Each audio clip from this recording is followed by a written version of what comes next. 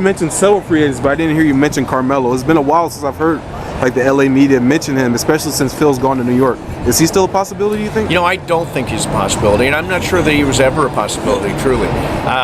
My sense from the Lakers front office is they just don't believe that he's a player that they can build around in the future. Now, I love Carmelo. He's a phenomenal player. He's an unbelievable scorer.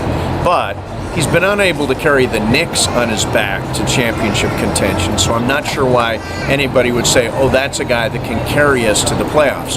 Kobe, at his best, could carry a team, even a mediocre team, into the postseason. Carmelo hasn't done that yet. He hasn't been able to do that in his career.